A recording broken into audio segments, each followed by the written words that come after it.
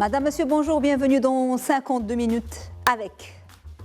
Il ne savait pas que c'était impossible, alors il l'a fait. Cette citation de l'écrivain et humoriste américain Mark Twain sied parfaitement à notre invité d'aujourd'hui, un artiste d'une grande originalité et d'une étonnante créativité qui a réussi brillamment un pari des plus audacieux.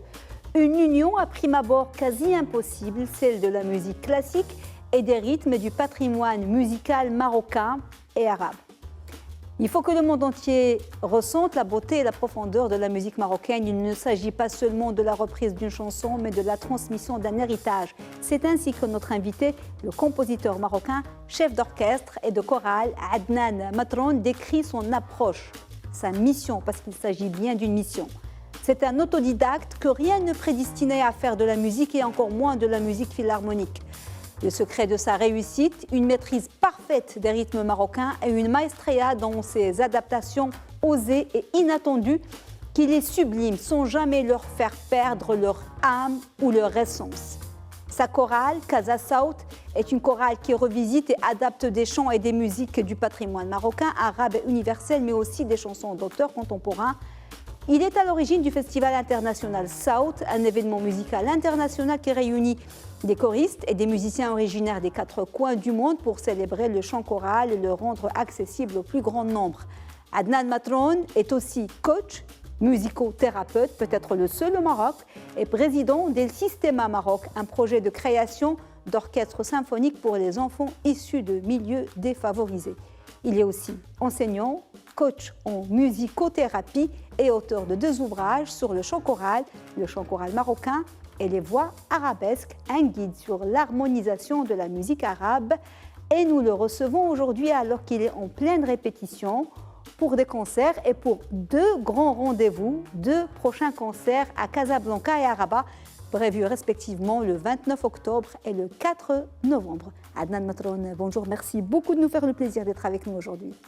Merci madame pour cette belle introduction. Merci à vous. Je suis honoré par ma présence avec vous. Merci monsieur. Alors on va commencer par le début parce que comme je l'ai dit, rien ne vous prédestinait à faire de la musique et encore moins de la musique classique et encore moins ce mélange, ce mariage incroyable entre la musique classique et la musique marocaine et arabe. Votre famille est une famille marocaine, lambda, limite conservatrice. À quel moment vous avez été, comment dire, touché par la musique et la magie de la musique? Touché par la magie de la musique, ça l'a été depuis toujours, depuis mon jeune âge. Mais justement, ce côté académique et partir au conservatoire pour faire des études, c'est ça ce qui a manqué un petit peu dans notre éducation, mais aussi par rapport à ma famille qui pensait que ça risque de me distraire un petit peu de mes études. Et donc, personne ne m'a encouragé à aller dans ce sens. Mais en tant que musicien, je l'ai été toujours, parce que moi, j'ai joué de l'harmonica à l'âge de 7 ans. J'ai fabriqué mes petits instruments dans les quartiers. J'ai joué avec les potes dans le coin avec des instruments de musique. Je faisais de la percussion tout le temps. Et du coup, je suis né musicien depuis mon jeune âge. Absolument, ouais. C'est inné. Là, c'est une photo. C'est vous avec votre sœur? Oui, tout à fait. Ah oui, vous voyez comment je suis mignon. Très mignon. Je devrais être déjà musicien à cet âge-là. Oui, à cet âge-là. Oui, bon, on ne choisit pas où on est, mais vous auriez pu commencer vos gammes à cet âge-là. J'adore toujours ces photos parce que la photo, c'était un véritable événement. On va au studio, on se prépare. Oui, tout à fait. Magnifique, tout à fait, magnifique. Tout à fait. Alors, au début, vous commencez tout seul, mais chez vous, vous écoutiez de la musique. Il y avait vos sœurs, il y avait aussi votre frère. Oui. Et les deux écoutaient des registres différents. Oui. Ça aussi, c'est avec les cousins? Oui, ça, c'est les cousins. C'est l'âge d'or. Là, on s'éclatait. C'est Rabat? Oui, c'est à Rabat. Quel quartier? Yacoub Mansour. Oui, Yacoub Mansour. C'était la belle époque. On vivait une liberté et on était entouré par une famille emblée d'amour. C'est ça ce qui est le plus important. Ils nous ont donné l'amour et je pense que c'est la clé de la réussite. Par la suite, la formation, il va venir un petit peu tardivement, mais j'ai accéléré à fond par la suite dans ma formation. Mais la base, il était là. On était épanouis, on était ravis de notre vie et on ne se sentait pas en manque par rapport C'est ça à ce quoi qui que ce fait soit. de nous après des gens équilibrés, le fait de pouvoir jouer dans la rue, avoir la famille. Exactement. La maison, il y a toujours toute la famille. Ouais. Alors que maintenant, les enfants ont beaucoup de moyens, mais il y a un isolement, ils se renferment sur eux-mêmes. Ouais. Alors, votre frère écoutait un registre particulier Oui. et il vous a marqué. Ah ben, mon frère aîné, c'est le Riwan et Gil Gilela et le Mchaheb. Et on écoutait ça chaque jour. C'était presque imposé. Chose qui m'a énormément servi par la suite parce que maintenant j'ai ça dans l'âme et j'ai ces musiques dans ma tête et je les comprends parfaitement bien, je connais les textes parfaitement bien. Et quand je suis arrivé au stade où je devrais revisiter les musiques marocaines, il y a toujours ces musiques qui émergent en premier. C'est grâce à lui et aussi mes grandes sœurs et mes parents qui écoutaient beaucoup de tarab. On était tout le temps sur Abdel Halim, Kulthum, Mohamed Abdel Wahab, Warda Jazairiya, tout ça. Et ça aussi. Et le Mouachahat. Et le Mouachahat. Et ça m'a donné aussi une bonne compréhension de la musique arabe, de ses gammes, et de la sentir, parce que c'est important de sentir cette musique pour pouvoir par la suite réarranger. C'était un début de formation, mais par l'écoute. Vous n'étiez pas conscient à l'époque que ça allait vous servir. Alors, vous faites l'école publique, vous êtes un pur produit de l'école publique.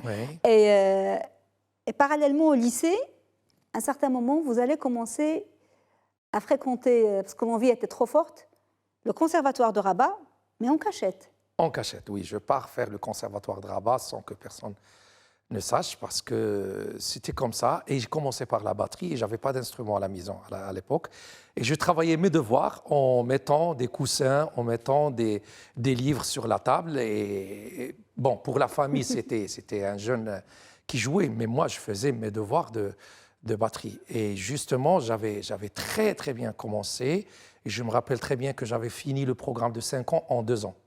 C'est ça, parce que vous avez commencé relativement tard, vers l'âge de 18 ans, c'est ça? Oui. Mais c'était des cours accélérés, parce que vous aviez tellement faim que vous avez tout fait très Exactement, vite. Tout fait très vite. En parallèle, vous avez fait des études de géologie. Oui. Mais vous avez même une licence de géologie. Oui, ça c'est les études. Pour faire plaisir aux parents? Oui, c'est pour faire plaisir à la famille. Mais moi, l'époque universitaire, j'ai pas souvenir, parce que vraiment ma tête, elle était avec la musique ailleurs.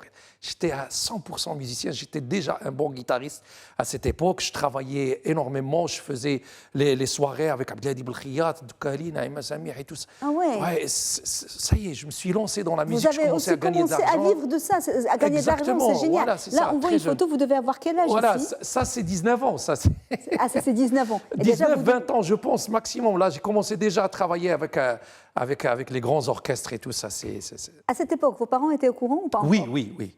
Non, ça y est, parce que une fois qu'ils ont vu que je fais de la musique, mais aussi mes études étaient là à leur place, et que aussi mon comportement n'a pas changé, ils ne voyaient pas de délinquance. Parce qu'ils avaient peur que vous déviez. Ça y est, au contraire, à cette époque, ils étaient pour. Alors, il y a un don nécessaire, c'est sûr, vous l'avez depuis le début, mais au Conservatoire de Rabat, vous allez bien sûr apprendre le solfège, l'harmonie, la percussion. Et la guitare. La guitare, bien sûr, on vous a vu avec la guitare. Et puis, vous n'allez pas tarder à vous découvrir une vocation de soliste. Au début, c'était soliste. Au début, non. Guitariste, justement, je jouais avec les orchestres. Oui. C'est par la suite, une fois à partir à Casablanca, que j'ai développé une carrière de soliste de guitare classique. Et là, j'ai commencé mes premiers arrangements. Oui. En fait, ça, c'est la phase qui va précéder tout ce qui va venir par la suite. Oui. J'ai commencé à réarranger les musiques arabes en guitare classique et les jouer en solo. Et c'était très joli, c'était beau. Vous avez même sorti des albums? Oui, j'ai enregistré deux albums et il y en a quelques-uns qui sont sur les réseaux sociaux, mais pas tous. Alors, vous allez faire une rencontre au Conservatoire de Rabat, un monsieur, c'est Marcel Corneloup, c'est ça? Oui, Marcel Corneloup, c'est... Il va vous révéler à vous-même quelque part? C'est un monsieur, c'est un grand homme. En fait, ce n'était pas au Conservatoire de Rabat, c'était au CPR. Pendant ma formation pédagogique pour devenir prof de musique. Et Marcel Corneloup, c'était un grand chef d'orchestre. Et pendant une formation de chef d'orchestre qu'on a fait, il va me voir diriger quelque chose de très basique, genre Frère Jacques, un truc basique. Contine. Oui. Et Et il a dit à ce moment-là, lui, c'est un futur chef de chœur. Je ne sais pas ce qu'il a vu, je ne sais pas pourquoi il a dit, mais après, je suis parti chez lui en France, je lui ai demandé conseil, j'ai pris plein de partitions chez lui, et voilà, c'est Marcel Conlou, c'est lui. Allah yarhamou. Et du coup, j'ai beaucoup de respect et d'amour à cet homme. Oui, parce que c'est un peu votre Pygmalion, parce qu'il il a détecté en vous la prestance qu'il faut et la personnalité nécessaire peut-être pour être dirigeant, chef d'orchestre, chef de chœur. Oui. Oui. Alors, après, vous allez vous plonger dans la musique arabe et vous allez vous ouvrir sur les musiques du monde. Et vous allez décider, au départ, d'aller à Paris pour faire un diplôme de musicothérapie. Pourquoi? En fait, c'était la suite logique des formations que j'avais faites avant. Parce que une fois installé à Casablanca, j'ai commencé à donner des cours d'éducation musicale et j'étais prof de guitare pendant 6-7 ans. Et par la suite, je vais découvrir le coaching d'équipe. Et je découvre un aspect extraordinaire dans le coaching d'équipe qui est le team building. Comment on anime les team building au sein des entreprises, au sein des groupes, pour les ramener vers la cohésion, pour les ramener vers des objectifs, pour les ramener vers comprendre la vision à travers des ateliers artistiques, et notamment les ateliers musicaux. Et là, je fais la formation coaching, je fais le manager coach et le cycle de coaching dans la Haute Académie du coaching à Casablanca pour devenir coach professionnel certifié. Et quand vous faites des coachings, ça ne s'arrête jamais. Parce qu'une fois que vous goûtez à ça, les formations ne s'arrêtent pas. Par la suite, c'est l'analyse transactionnelle, PNL, et la suite logique en tant que musicien, c'est la musicothérapie. Oui. Et il n'y a pas de musicothérapie aussi au Maroc, donc il fallait partir à Paris pendant 2 ans et demi pour être certifié de la musicothérapie et ajouter ça à mes outils de coaching et à mes outils de travail. Je pense que vous êtes le seul vrai musicothérapeute diplômé au Maroc, peut-être si je ne me trompe pas, parce que je sais que c'est un métier maintenant coaching qui est en vogue et tout le monde se proclame coach, mais un coach diplômé en musicothérapie, on n'a pas des masses. Si vous n'êtes pas le seul, vous êtes peut-être l'un des rares. Oui, peut-être le seul Marocain. Oui, le seul Marocain. Parce qu'il y a des musicothérapeutes étrangers. Étrangers. Alors, on va marquer une petite pause parce qu'il y a une rubrique dans cette émission qui s'appelle l'objet. Et on va découvrir l'objet que Adnan Matroun a ramené avec lui.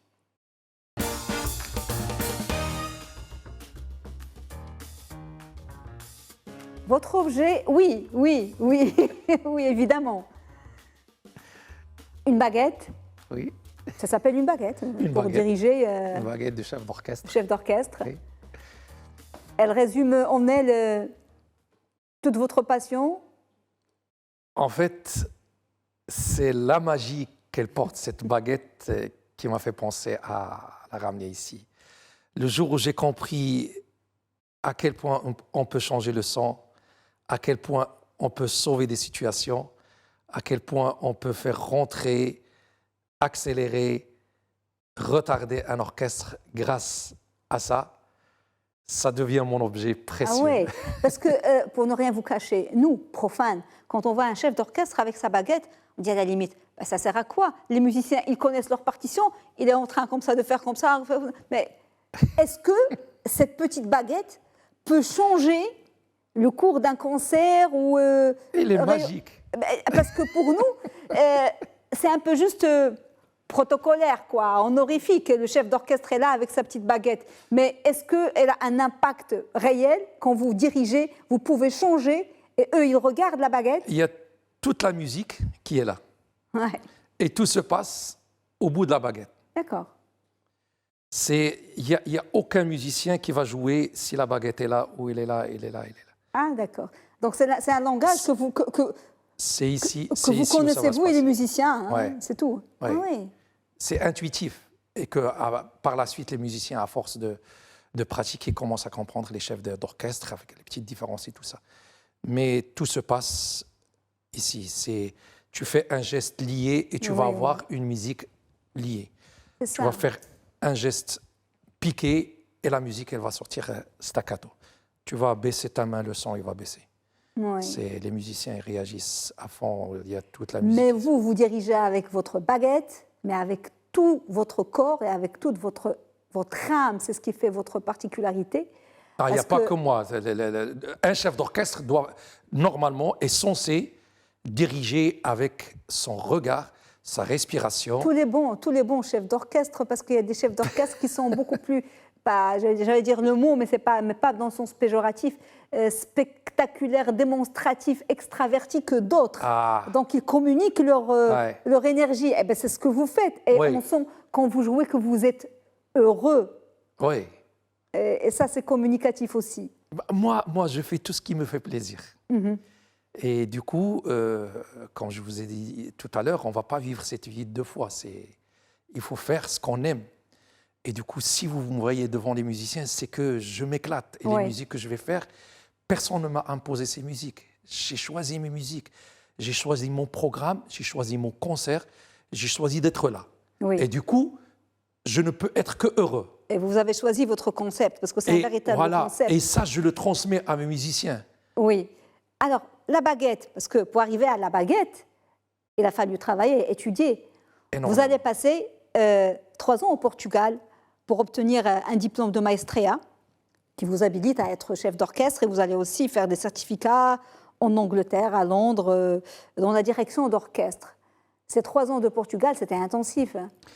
Eh ben, je reviens à la baguette par Oui, rapport à oui, ces 3 justement, ans pour parce vous que c'est dire lié. que quand j'ai commencé ma formation, si je détestais quelque chose dans cette vie, c'était ça. Ah, pourquoi? Parce que justement, la baguette, c'est l'extension du bras d'un chef d'orchestre. Et l'extension du bras, c'est-à-dire que l'amplification des erreurs. Si tu es comme ça, tu fais une erreur. Si tu es comme ça, l'erreur elle est plus grande. Et du coup, au début, j'avais du mal. J'aimais pas cette baguette. Et je me suis dit, je vais la garder juste pour la formation, parce que obligatoirement, pendant les examens que vous passez, je me suis dit, dès que je prends ma certification, je vais la jeter définitivement et je dirige avec même. Maintenant, impossible. Ah oui. Parce qu'à force d'apprendre, à force d'étudier, et ces 3 ans de formation de chef d'orchestre, par la suite, ça devient... Elle fait partie de vous. Moi, j'ai l'impression que vous êtes Harry Potter et qu'on est des moldus face à vous, parce que vous avez cette baguette magique. Ah oui, nous, c'est une bande de moldus. Alors, vous avez fait des rencontres importantes. Celle d'une grande dame, Gabriella Bouddha, oui. Bouddha. C'est la dame qui m'a informé, qui m'a formé plutôt. C'est elle? Oui, oui. Oh, Gabriella, vous Ouais, me manquez. ouais. Elle m'a appris les bases de direction des chœurs. Oui. Donc les premières bases. Et une dame très généreuse, une dame extraordinaire. Il m'a tout donné de manière intensive pendant 1 an. Et surtout, il m'a donné l'amour de diriger. Oui. Et depuis, donc, je vais la quitter, je rentre à Casablanca, voire même avant, quand je me suis formé ici à Rabat, j'avais lancé une première chorale à l'IAV, l'Institut agronomique et vétérinaire, des étudiants. Et depuis, je n'ai jamais lâché la direction de chœur, avant de passer à la direction d'orchestre il y a à peu près 6 ou 7 ans. Il y a aussi Luis Miguel dos Santos Clemente. C'est mon chef d'orchestre, c'est mon formateur. C'est lui. C'est lui. Je croyais que c'était C'est lui qui m'a tout appris en direction d'orchestre. C'est lui à qui revient l'honneur de former Adnan en tant que chef d'orchestre. Oui. La rigueur, un cœur très ouvert et très pédagogue. Et il m'a ramené jusqu'au bout et je ne vais pas m'arrêter là. Je vais continuer à me former chez lui parce que j'ai encore plein de choses à apprendre. Oui, ben, j'imagine. Alors, au début, c'était vos albums de guitare solo. Vous avez rejoué beaucoup de chansons de musique du répertoire marocain et arabe. Et puis, à un moment, vous avez aussi fondé le premier concours de guitare classique à Rabat, il ne faut pas l'oublier. Oui, ça remonte à ça date, mais il faut le souligner. Oui, parce que vous avez le mérite, parce que vous faites beaucoup d'initiatives. Oui. Et puis, à un moment, vous avez joué avec l'Orchestre Philharmonique du Maroc, sous la direction de Dominique Oui, c'était 2 concerts. Trottin, Barbier de Séville. Barbier de Séville, ils avaient besoin Oui. d'un guitariste et Oui. ils ont fait appel à moi. Et puis, il y a un moment charnière. C'est la création de l'association En Chœur en Maroc 2010. En Chœur, oui. Maroc En Chœur. Qu'est-ce qui vous a poussé à créer cette association? C'est une image qu'on va partager tout à l'heure. C'est ma première participation à un grand festival de chant choral à Vaison-la-Romaine. Justement, On peut la voir. Est-ce qu'on peut voir la photo du triptyque, la première? On la voit et on va la revoir dans le triptyque. La première avec le grand concert. La photo du triptyque, c'est celle-là. Voilà, c'est ça. Donc, Ça, c'est en France? Ça, c'est en France. Et justement, Marcel Cornelou, il était là. Donc, je vais devoir partir pour continuer ma formation avec lui. Et je pars à Vaison-la-Romaine. Et ça, c'est le théâtre antique. On devrait être 12 000 personnes qui chantent. On a tous des livres. Et il y a le chef de chœur qui vient, qui te demande d'ouvrir la page 29 ou 30. Tu ouvres. Et il lance sa main et tu as 12 000 personnes qui chantent à 4 voix. Moi, j'étais scotché le premier jour. Oui. C'était une émotion incroyable. Je me suis dit, mon Dieu, on passe à côté d'un bonheur magnifique. Il faut absolument qu'on transmette ça au Maroc. Il faut absolument qu'on remet ça chez nous. Et donc, je rentre, même année, je lance le mouvement du chant choral Maroc en chœur, Oui. en lançant plusieurs chorales d'enfants, chorales d'adultes, en formant quelques chefs de chœur. Et quelques années après, lancer le festival South qui était au début des chœurs. Après des chœurs et des ensembles vocaux, pour arriver par la suite à des chœurs et des ensembles instrumentaux pour pouvoir ajouter les orchestres symphoniques. Avant d'aller plus loin dans notre discussion, Adnan Matron, on va voir des extraits de ce que vous faites, de votre musique, votre concept, la musique marocaine et arabe revisitée par Adnan Matron. On regarde quelques extraits.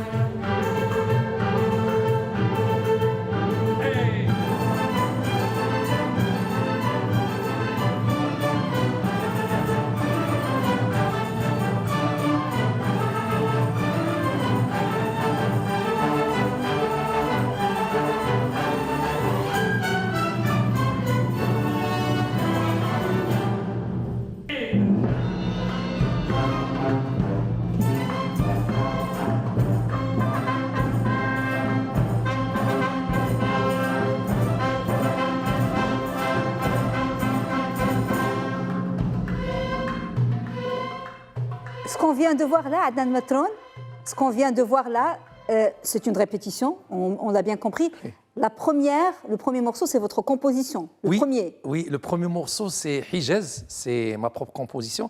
En fait, Hijaz, il fait partie d'un projet que j'ai édité, c'est 10 Hijaz. J'avais composé 10 morceaux pour guitare classique dans un thème arabe.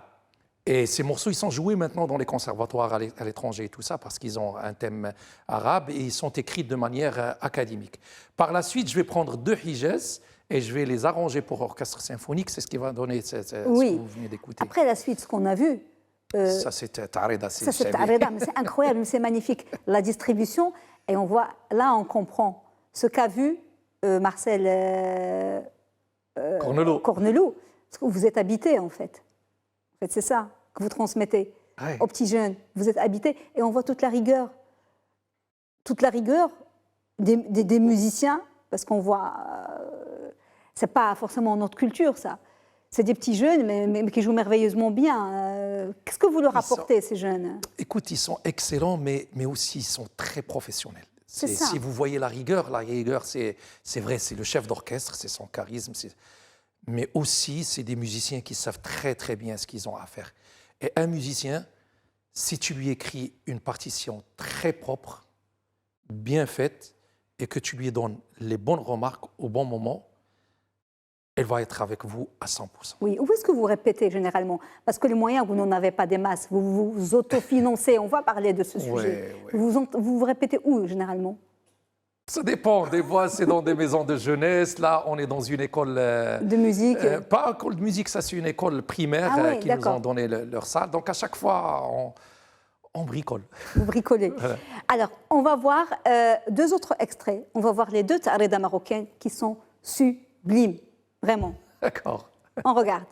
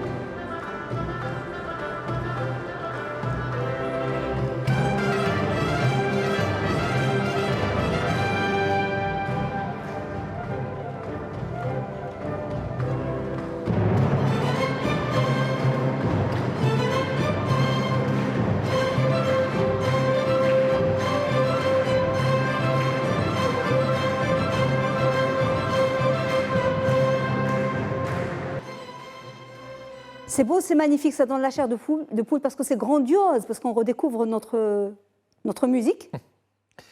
Même des fois qu'on peut considérer comme de la musique mineure, mais là c'est carrément des symphonies.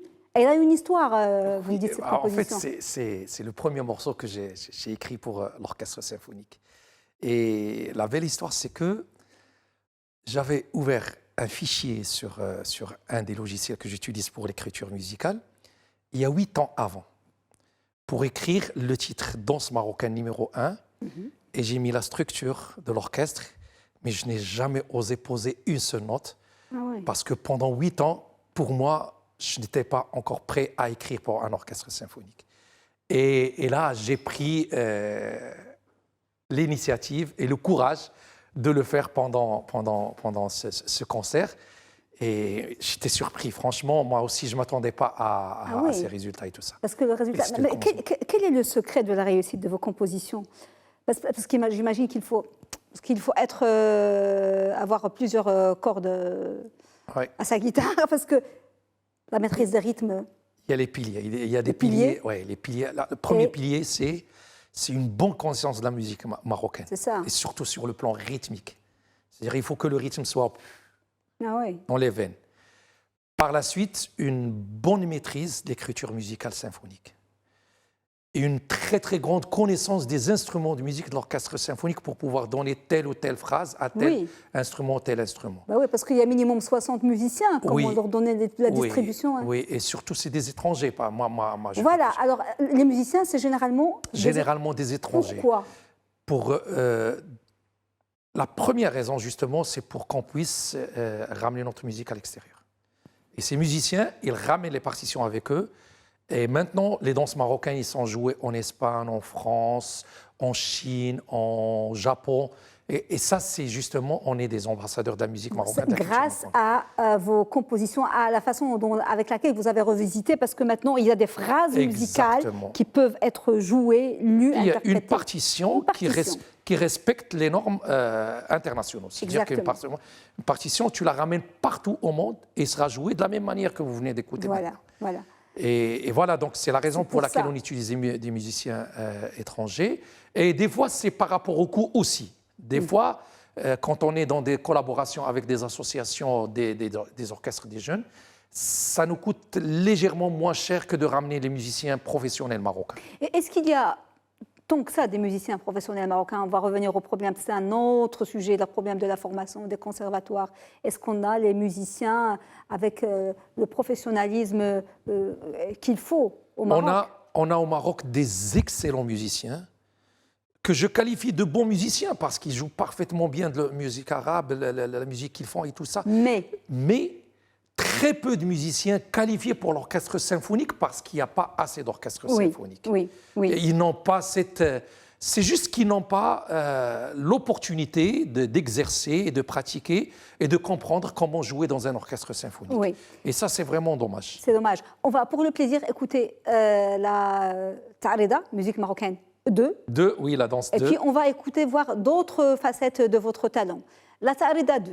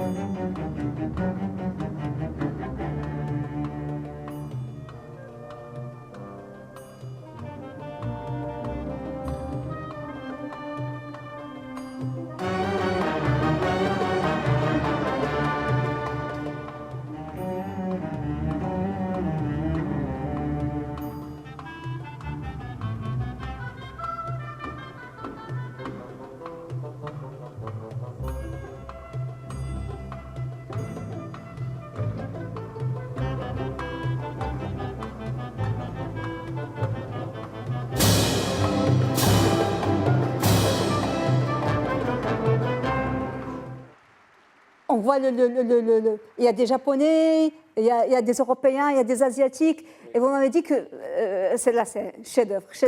Et elle a été jouée au Japon, vous m'avez dit? Oui, elle a été ramenée donc, avec les musiciens japonais, leur chef d'orchestre, et l'ont interprétée là-bas.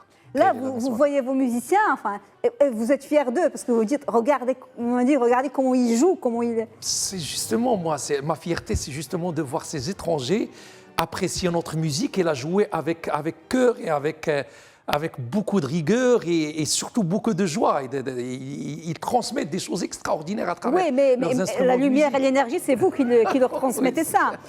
Alors, il n'y a pas que ça, parce qu'il y a la chorale, et on ne peut pas passer à côté de la chorale.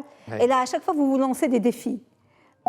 On veut parler, mais on veut aussi écouter, parce que c'est aussi, on est là pour ça. On va écouter l'un de vos plus grands défis, Moulay Abdallah. Vous vous êtes attaqué à l'Aïta, et pas n'importe quel morceau, c'est le morceau iconique de l'Aïta.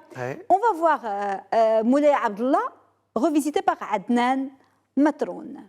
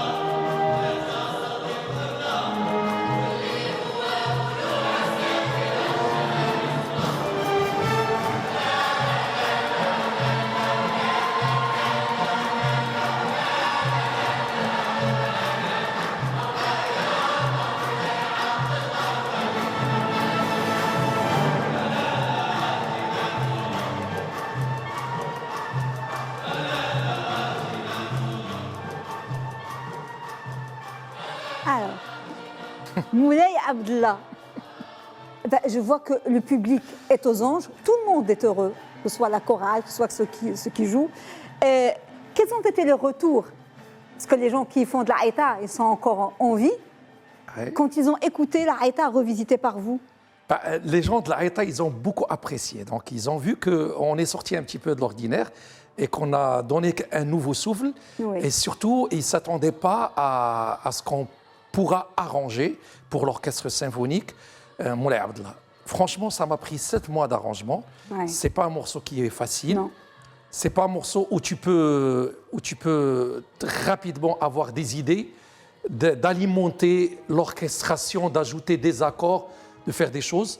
Aussi, il y a une autre difficulté, c'est qu'au moment où les violons jouent tout seuls les cordes, il y a le quart de temps. Le quart de temps, les Européens ne le jouent pas. Et il fallait l'écrire et l'expliquer aux musiciens et leur montrer où poser le doigt pour pouvoir sortir telle phrase. Et il y avait beaucoup de challenges. Difficile, parce que dans la haïta, le violon, ça se joue sur le Ouais, genou. ouais, C'est ouais. pas il y a beaucoup de difficultés. Oui, vous avez transmis, bien sûr, cette musique à vos enfants et à votre fils qui joue de la clarinette. Oui, et à mon votre fils, fille il est avec l'orchestre. Dans la chorale aussi. Oui, ma Mais- fille qui est dans la chorale aussi. Alors, là, c'est tout le répertoire marocain et arabe. Avant de passer au mouchahat, vous vous êtes aussi attaqué au répertoire marocain amazigh. Oui. Alors, le répertoire amazigh, en fait, moi, je ne suis pas amazigh, mais j'ai beaucoup écouté quand j'étais petit dans les soirées de la télévision qui passent le samedi, Oudaden et l'autre groupe, comment il s'appelle, Izenzan. Izenzan. Voilà. Et il y avait des thèmes que tous les Marocains connaissent. Mehna. Voilà, c'est ça. Mehna, oui. Qui ne connaît pas Imehna, qui ne connaît pas Madawa Gitnet, oui. Et il n'y avait que ça qui tournait dans ma tête. Je l'ai pris, je l'ai réarrangé et je l'ai mis sous forme de danse marocaine numéro 6. C'est Le ça. projet, c'est 10 danses marocaines. Là, je suis au 6e danse. Je suis en train d'écrire la 7e maintenant. Et je vais m'arrêter, Inch'Allah, au 10e. On a hâte de découvrir les suivantes. On découvre danse marocaine amazigh.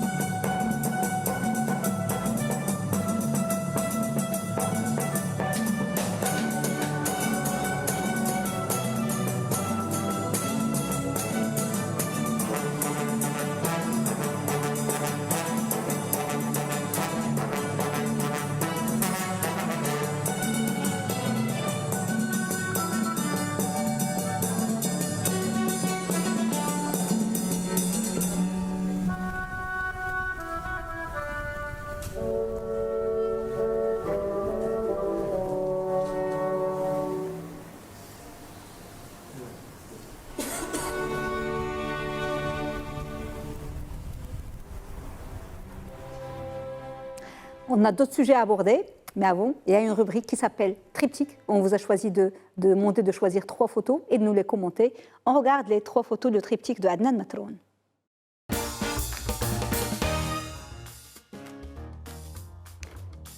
La première photo que vous avez choisie, Adnan Matroun, je crois qu'on l'a déjà vue, c'est celle-là, parce que c'était le déclic. Oui, c'était le déclic, c'était Vaison-la-Romaine. Ça, je voulais juste partager avec vous le moment magique que j'ai vécu et qui m'a donné l'idée de lancer l'association Maroc en Chœur et de lancer les chorales ici au Maroc et d'arriver là où on est maintenant. Oui. La deuxième photo. Ah, Ça, c'est très significatif pour moi. En fait, ça, c'est l'univers. Quand je vois cette photo, je vois la grandeur de l'univers, je vois la grandeur du bon Dieu et je vois à quel point on est petit. Et à chaque fois que j'ai des choses qui tournent dans ma tête de négatif, il suffit que je pense que la Terre est en train de bouger à la vitesse de 33 km par seconde, à l'instant même, maintenant qu'on est en train de parler. Imaginez qu'on est dans un petit bout de l'univers qui est en train de circuler à 33 km par seconde, qu'il est en train de tourner et que nous, on pense qu'on est important. qu'on est insignifiant face à cette grandeur. Et ça nous... on n'est rien. Ça remet les pieds sur terre. Exactement. Ah oui, ça remet les pieds sur terre. La troisième photo, elle est très importante et elle va nous pousser à aborder un autre sujet. Ça, c'est un petit enfant qui pleure la mort de son prof de violon. C'est certainement le projet, le programme El Sistema International. Justement, le projet El Sistema que vous avez lancé, en quoi consiste ce projet? El Sistema s'est lancé en 1975 à Venezuela et ça consiste à lancer des orchestres symphoniques au sein des quartiers défavorisés pour les enfants qui n'ont pas les moyens. Et moi, j'ai présidé ce projet il y a maintenant 6 ans. Et on a acheté des instruments de musique, on a ramené des professeurs et on a donné la chance à des enfants très très loin, des enfants de la campagne des fois, des enfants qui n'ont pas les moyens à pratiquer de la musique. Malheureusement, Covid a cassé un petit peu le rythme. Là, on est en train de reprendre difficilement, mais on était arrivé quand même à 250 enfants qui bénéficiaient du système à un certain moment. Oui. Là, c'est un peu moins, mais on va continuer à persévérer. Alors, vous faites de très, très, très belles choses. Franchement, c'est un concept nouveau, c'est une façon de revisiter la musique qui est magnifique, mais il y a des frustrations. C'est que vous voyez des choses en grand, vous aimez tout ce qui est grandiose, et c'est pas pour rien que vous aimez André Rieu, ou bien vous aimez il y a de grands chefs d'orchestre comme Gustavo Dudamel ou d'autres... Karajan, qui sont d'immenses chefs d'orchestre, mais il y a un problème de lieu, d'espace où jouer. Parce que le plus grand spectacle que vous avez joué avec le plus grand nombre de public, ce n'était pas malheureusement au Maroc. Non. C'était où? Ici au Maroc, on a touché maximum 500 personnes. Parce qu'il n'y a pas de théâtre, parce qu'il n'y a pas de salle. Théâtre, il n'y a pas de scène. Et du coup, pour faire dans des espaces ouverts, c'est très très coûteux pour nous qui ramènent l'orchestre symphonique et la chorale et tout ça, en termes de sonorisation, de technique et tout. Et du coup, les meilleures scènes qu'on a touchées, c'était à l'étranger, notamment. On avait fait un concert à 1200 ou 1400 personnes en Corée du Sud, que la chorale et le piano, il n'y avait même pas d'orchestre. Et les gens ils sont venus spécialement pour voir la chorale Casa South. À l'époque, on a fait 2 grands concerts en Chine aussi. Un était à la plage et un était lors de la clôture du festival avec des milliers de publics. Mais rien que l'orchestre, ils étaient 500 personnes dans l'orchestre et 3 chorales derrière et tout. Les choses qui ont été vraiment grandioses, c'était à l'étranger. C'était à l'étranger. Oui. Et c'est bien dommage. Parce que là, vraiment, c'est le système D pour arriver à produire vos concerts. Oui. Et c'est très important parce que je vous ai demandé comment vous financez vos concerts, comment vous financez les répétitions, les musiciens qui se déplacent. C'est de l'autofinancement? Vous n'avez pas de soutien étranger, vous n'avez pas de subvention? Non, pas de subvention, pas de soutien. C'est juste les cotisations des choristes, la billetterie, à droite et à gauche. Des fois, on vend une partie du concert pour pouvoir couvrir une partie des charges. Mais généralement, tout ce qu'on fait, moi et mes choristes, tout ce qu'on fait, on le fait bénévolement. Bénévolement. Et ce n'est pas de ça que vous vivez. Vous vivez de votre de coaching et de la musicothérapie. Oui, j'ai mon cabinet de coaching musicothérapie et je vis de ça spécialement. Et la musique, je la laisse quand même pour mon propre plaisir. Oui, et le plaisir des autres, Ouais. le plaisir de tous ceux qui l'écoutent. Alors, vous avez beaucoup d'autres passions. Avant de passer à autre chose, vous aimez beaucoup les chevaux. Oui. Il y a l'ingé son qui me l'a soufflé Ouais, à ouais, l'oreille ouais. parce qu'il est musicien aussi. Et Oui, oui. vous avez une relation particulière avec les chevaux. Oui, oui, j'adore les chevaux. Donc, j'étais cavalier pendant longtemps. J'ai fait de la compétition. Et actuellement, j'ai mes chevaux à la ferme. Et par hasard, cette année, avec Moulay Abdallah, Oui, j'ai pris justement, la j'allais parler- décision oui. de vivre Moulay Abdallah au complet. Et j'ai fait pour la première fois de ma vie Tboreda. Parce que Moulay Abdallah, ça va avec la Tboreda et puis j'ai Ouais. c'est exactement ça. Et je C'est suis parti voir tous ces tribus, en fait. magnifique Je suis parti ce voir. moussem. Ouais, je suis parti voir l'Aounat ou la Dfaraj. J'ai compris ce que c'est que le Qassam. Je leur ai Ah posé oui. des questions. En fait, j'ai compris, encore une fois, à 1000 fois, le texte et le contexte de Moulay Absolument. Abdallah. Est-ce que représente dans ces tribus un cheval? Les gens peuvent ne pas manger, mais faire manger leur cheval. Ouais, ça on connaît parce que Ça, nous, c'est on est des connaît. amateurs. Oui, C'est des oui, chevaux. oui. Alors, on va quand même écouter un morceau du patrimoine arabe, Ouais. joué par Adnan Matroun et revisité par Adnan Matroun. On écoute.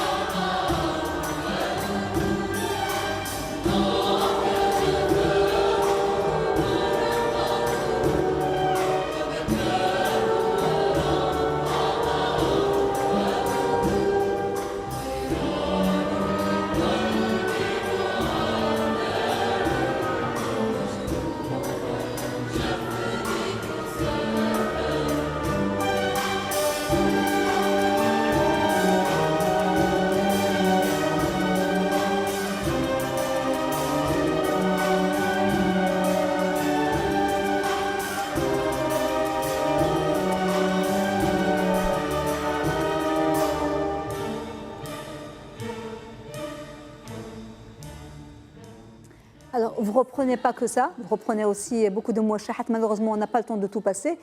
Vous avez repris Khlili, Khlili, Nasr Riwan qui a fait un tabac.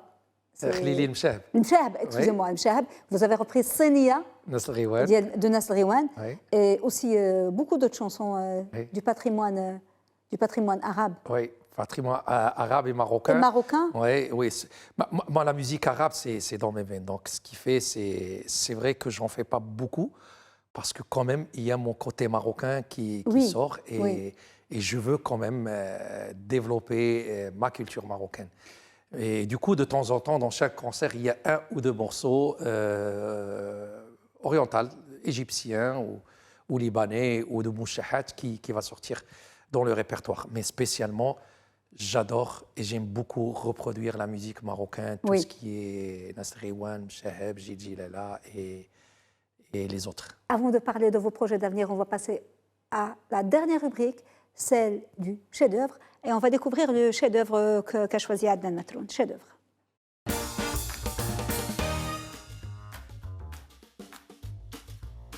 Adnan Matroun, votre chef-d'œuvre, vous l'avez ramené avec vous et je vois que c'est un livre. Oui, Soufi, tout à fait. Mon C'est amour. Soufi, mon amour. Elif Shafak, l'écrivaine turque. C'est un très, très beau roman. Il faut absolument le lire. C'est une bonne compréhension de la voix du Dieu. C'est une bonne compréhension d'une voix spirituelle. Et c'est une grande leçon d'amour dont on a besoin. Oui. Je m'attendais à ce que vous choisissiez une symphonie, mais là, c'est beaucoup plus grand, parce que ça englobe tout. Parce que vous êtes très spirituel, finalement, très philosophique, beaucoup de profondeur. Donc vous avez Si on comprend ça, tout le reste. On comprend le reste. Ouais. On comprend le reste. Sophie, mon amour. Donc, alors, vos projets d'avenir, je sais qu'il y a ce grand concert le 29 octobre à Casablanca et puis le 4 novembre à Rabat.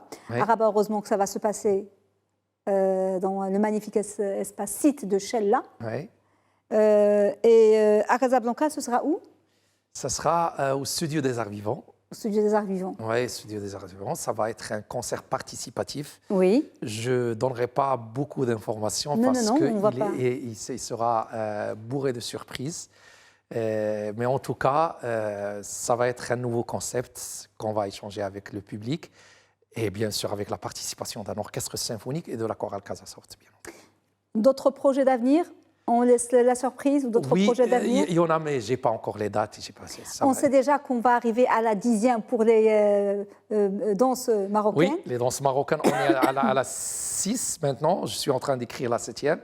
Et l'objectif, c'est d'avoir 10 danses marocaines. On vous doit encore 4. On les attend avec impatience. OK, avec merci plaisir. beaucoup, Adnan Matin. C'était un moment très, très, très agréable que nous avons passé avec vous. Et merci pour tout ce que vous faites pour la musique marocaine, pour sa visibilité, pour son universalité. Merci à vous et bon courage dans ce que vous faites. Et j'espère que vous aurez beaucoup plus de soutien pour ce que vous faites, parce que c'est vraiment génial. Merci, monsieur. Merci. Madame, monsieur, merci beaucoup de nous avoir suivis. Bonne suite des programmes sur Medi TV. À la semaine prochaine.